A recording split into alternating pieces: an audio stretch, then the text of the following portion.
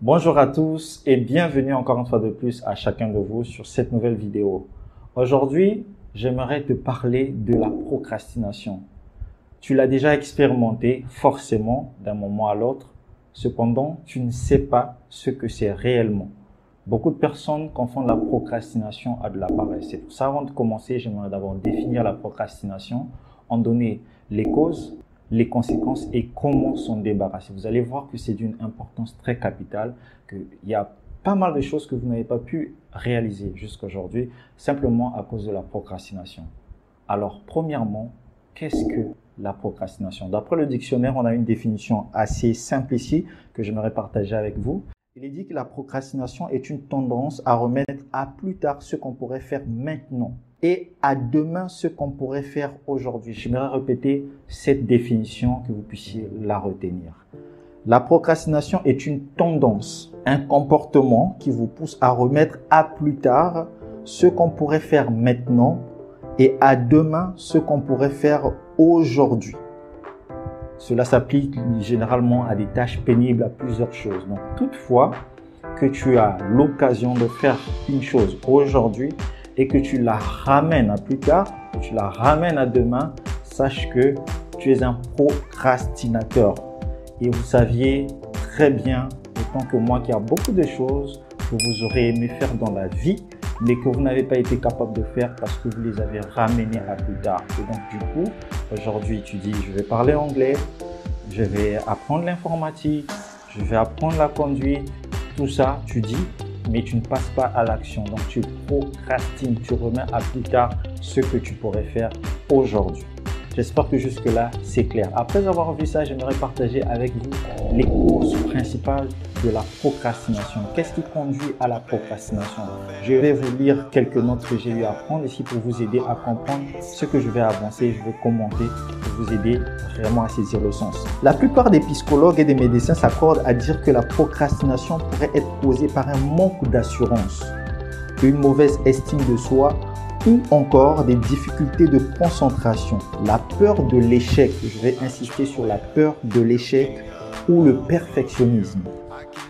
Face à une action à effectuer, un procrastinateur peut aussi considérer qu'elle est trop pénible et ne lui apportera aucune satisfaction. La peur de l'échec. Ça, c'est ce qui touche un plus grand nombre, la peur de l'échec. Dans la vie de tous les jours, on va parler du manque de confiance en soi. On se dit qu'on n'est pas capable de faire. Je veux faire cette affaire, je vais me lancer sur Internet, je vais commencer une entreprise. Mais est-ce que j'ai la capacité? Est-ce que je peux? Je ne me sens pas capable, je manque de confiance et je procrastine. C'est l'une des causes principales. Il y a aussi la peur de l'échec.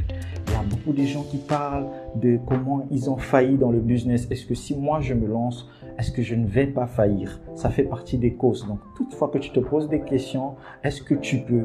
Est-ce que, sache que tous ceux qui ont pu sont des humains comme toi. C'est pourquoi j'aimerais ici t'apporter des solutions. Parce qu'il ne s'agit pas simplement pour moi de t'apporter un problème sans t'apporter une solution. Donc, j'aimerais t'apporter des solutions efficaces que tu vas mettre en place dès maintenant pour vaincre la procrastination. Dès maintenant, je dis bien, tu n'attends pas.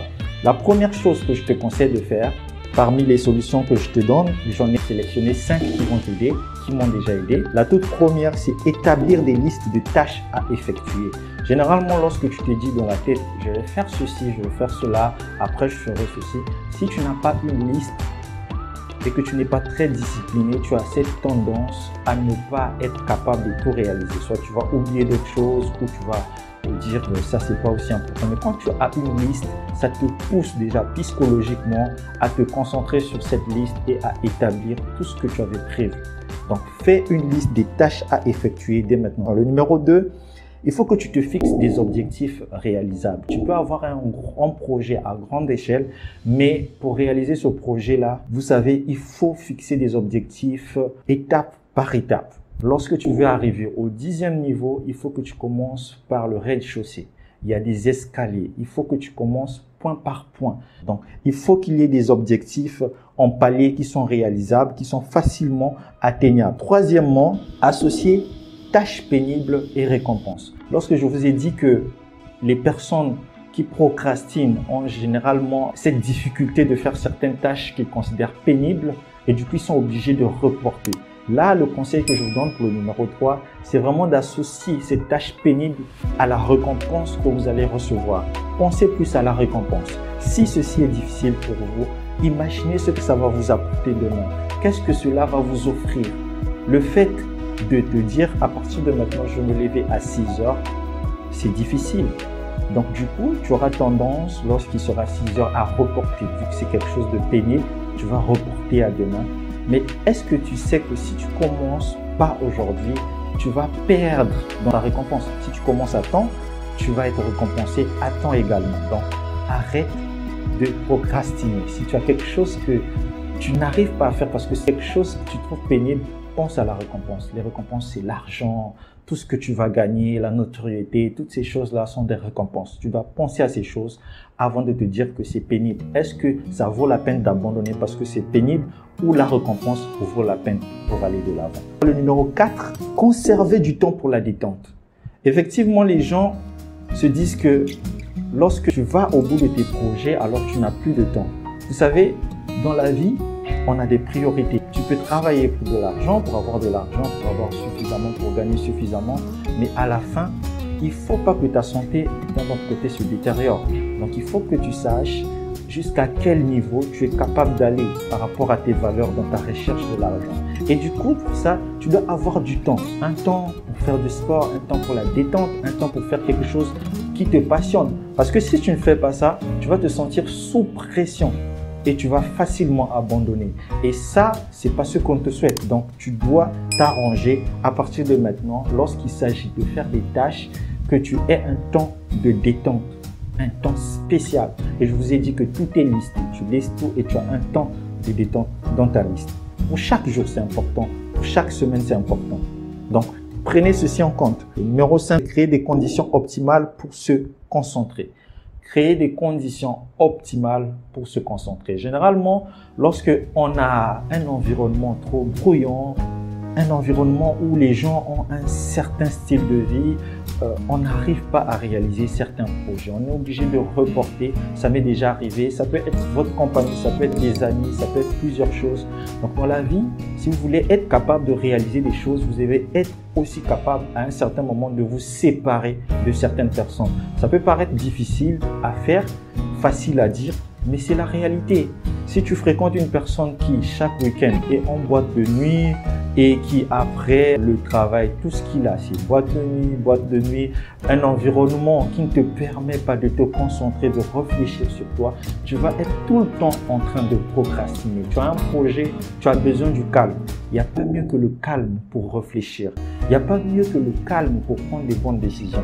Les gens peuvent être distraits pendant toute la vie, mais lorsque les gens arrivent à l'article de la mort, étant donné qu'il n'y a plus de distraction, il n'y a plus rien, c'est là que généralement les gens reviennent en eux-mêmes. Ils se rendent compte des bêtises qu'ils ont eu à faire durant toute la vie. N'attends pas d'arriver jusqu'à ce point-là pour prendre une très bonne décision. À partir de maintenant, il faut que tu arrêtes de procrastiner. Les rêves, tout le monde en a. Vous allez constater que dans le monde entier, il y a peu de riches. Vous devez vous poser la question, pourquoi il y a si peu de riches sur les 7 et quelques milliards d'habitants qui couvrent la surface de la Terre? Pourquoi il n'y a qu'un minimum de riches? C'est parce qu'il y a peu de gens qui sont capables de prendre leurs rêves et de passer à l'action pour les réaliser. Tu as beaucoup de rêves, c'est déjà un départ. Il n'y a pas de projet sans une idée à la source. Prends ton idée, passe à l'action. Et je te donne les clés pour passer à l'action. J'ai dit numéro 1, fais tes tâches. Pour accomplir ceci, j'aurai besoin de ça. Écris tout sur un bout de papier. Ne les garde pas dans ta tête. Ça, c'est le premier point que je t'ai donné. Le deuxième, fixe-toi des objectifs par palier que tu peux atteindre rapidement. Après que tu te sois fixé des objectifs, numéro 3, associe les tâches pénibles à la récompense. Ne te dis pas que cette tâche, elle est tellement pénible, je ne vais pas le faire, pense à la récompense. Tu as un but à atteindre, n'oublie pas. Quatrièmement, conserve du temps pour la détente. Au-delà de tout ce que tu fais, tu as une passion, tu as quelque chose que tu aimes faire. Il faut que tu aies un minimum de temps pour cette passion, pour te détendre, pour te dégourdir. Ça va t'aider à ne pas être crispé. Et le tout dernier point, crée des conditions optimales pour te concentrer. Le calme, la solitude, c'est très important. On ne peut pas à tout moment demeurer au milieu des gens, faire tout au milieu des gens. À un moment donné, il faut se retirer pour réfléchir. Ça te permet d'atteindre tes objectifs. À partir de maintenant, si tu appliques ce que je t'ai dit et que tu ne procrastines pas, tout ce que je t'ai dit, tu les mets en pratique, tu vas atteindre tes objectifs cette année que tu t'es fixé pour la fin de cette année et encore pour l'année prochaine. Sur ce, prenez soin de vous. Chaque jour est une vie. On se retrouve très bientôt pour une prochaine vidéo.